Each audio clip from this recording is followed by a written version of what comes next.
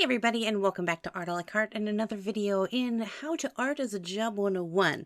As you may have noticed, this is a slightly different style than my normal videos in this series, and that's simply because I'm running out of time.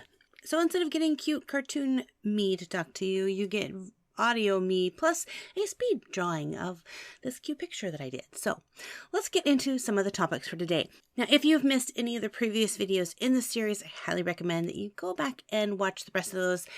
I will leave a link to the playlist in the description box of this video or at the end of this video so you can find all those videos. I said videos way too many times.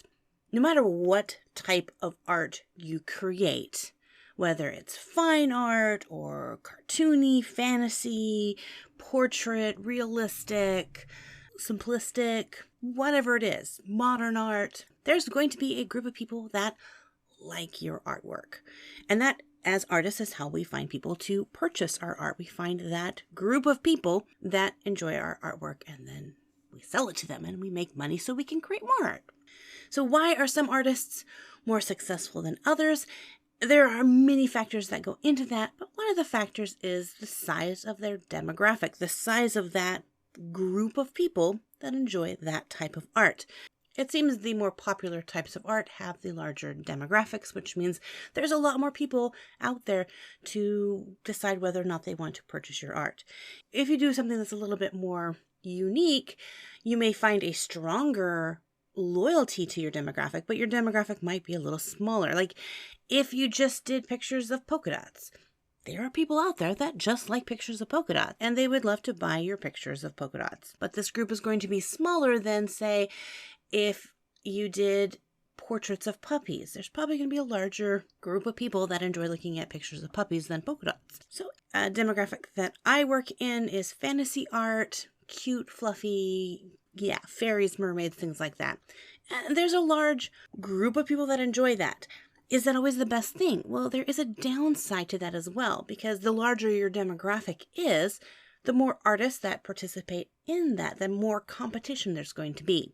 Not that I ever feel like I'm competing with my fellow artists who do the same type of art as me, but that in itself is something to think about. So should you match your art to fit the best demographic out there to make a successful art industry? My answer is going to be no. Don't ever change your art or what you do simply because you want to make more sales and reach more customers. I mean, if you're going at this with a business mind, then yes, you want to find the market and provide the product that meets the market. But we're not just a business. We're artists. You're a person. You need to create art because it's something that you enjoy creating.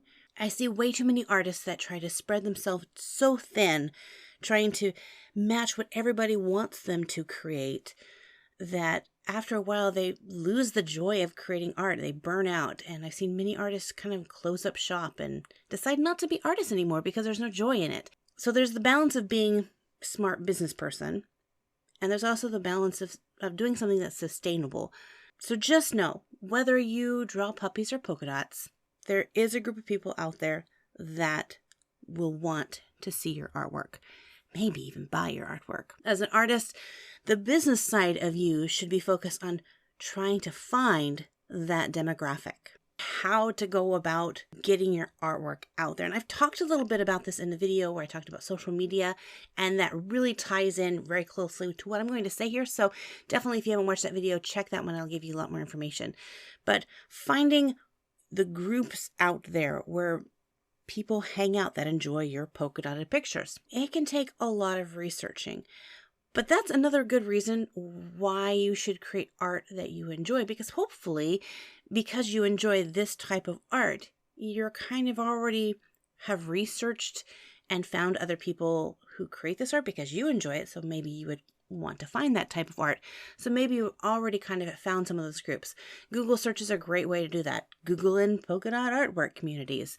Facebook and see if there's any polka dot art fan clubs, or whatever your genre is. Find those groups. And when you do, don't start off just by being a sales pitch. No one wants that. Become part of that community. No one wants a sales pitch or an ad. We get way too much of that already on the internet. But we want relations, we want friends, we want a community. We want people to be part of our community, be excited about things. So it will take time. It takes research. It takes strategy. But just know, create the art that you love to create. Work hard to make it the best art you can. Do the research to find out where that demographic is. And then just have fun with it. And don't forget those hashtags on Instagram or Twitter. They really help. Well, hopefully this video helped you and answered some of the questions I've got about trying to find people who enjoy my art.